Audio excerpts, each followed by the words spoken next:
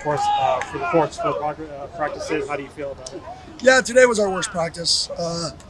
Energy was just up and down. We brought it, we ran to the ball when we felt like it. It wasn't the standard. It was convenient, right? And like I said, it's hard to go 4 days in a row. This week we have 6 days in a row.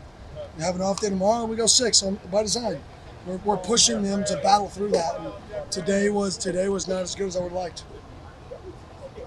So how do you evaluate the quarterbacks through week 1, and what kind of things would you like to see from that group heading into week 2? Yeah, they're taking care of the football, which is one big thing.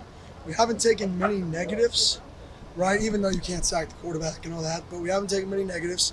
I think for them, it's taking the boring play. You know, when we watch tape, there's a lot of boring plays out there that we could take that we're forcing ourselves to kind of be aggressive or make the fun play, which, I mean, football is really boring when you play it well. I mean, it really is. Like, you just throw it and catch it, and you're like, how does it look so easy? That's why the good teams just look so easy, because they just take the easy stuff, right? And that's what we're trying to preach into those guys is it's a simple game. Take the easy throws, make teams play man, and then let us run a whole bunch of man beaters and formation people out of man. But take the easy throws, and then we got to practice versus man coverage and beat man coverage. And if we can do that, you know, I think they're going to grow this week. Is there anything you're going to do differently up at Game 2? One, we're going up an extra day. We're lifting up there this year, which is a little bit different. Other than that, not really. Other than like the base practice structure that we've changed a little bit with the stretch, we're not really changing the campfires at night with their team, hiking in the mountain. None of that stuff. Logistically, to lift up there, do you have to bring stuff up with you, or are there weights up there? Oh yeah, Coach Joe brings it all up.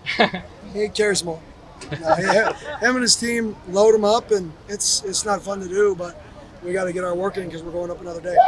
Kenny, how was it just practicing at night here, just getting under the lights for the first time? Yeah, it was needed. It was something that, you know, what I felt like I did a bad job of last year was putting our guys practicing at night because we play so many night games, practicing on this field because this field is actually a different grass than what we practice on, which sounds crazy, but the actual dirt is a different soil, which makes it actually different to cut on.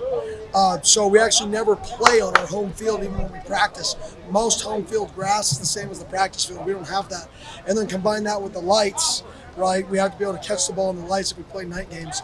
So for me, I thought I did a poor job of that last year, so we made an emphasis to do it 4 times this fall camp. So I think that will help us.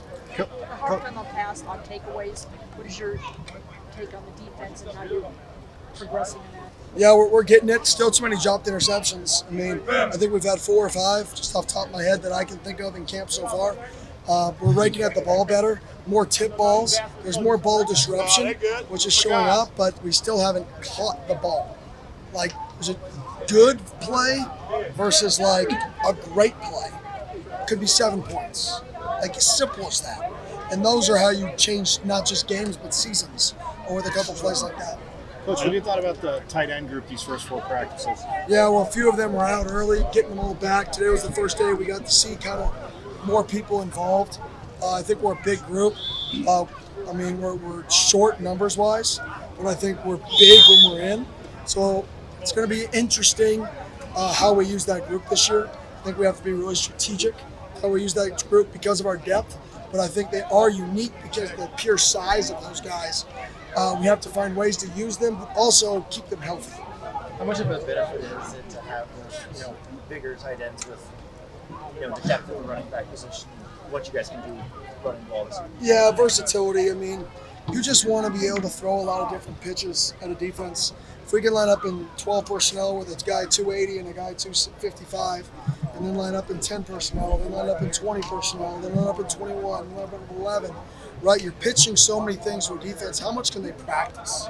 And that's really the goal is if you can limit what a team can practice and you can limit their calls, then you can help your team because now you're trapping a team into 2 or 3 calls and formations or personnel groupings. So the more versatile you are, the more you can limit calls you see versus groupings, the more impact you can have as a football coach.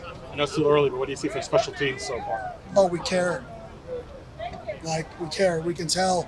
We had a guy come in and speak to the team, former GM of the Titans, And he just talked about if you want to make a roster, you better play special teams. I've been preaching it. I'm way more involved in special teams this year. I've added an extra coach to special teams, Coach Butterfield. So our guys know if we want to win football games, we have to win special teams because we were atrocious last year. What's Butterfield working on in special teams?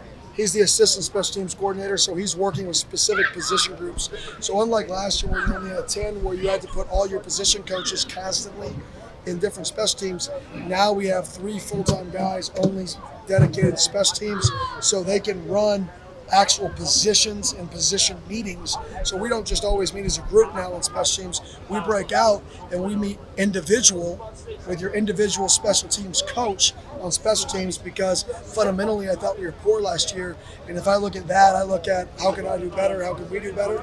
Well, it's simple. Break out in individual groups. Let's coach the fundamentals better if we want to get better at it. Thanks, Beautiful. Coach. Thank you.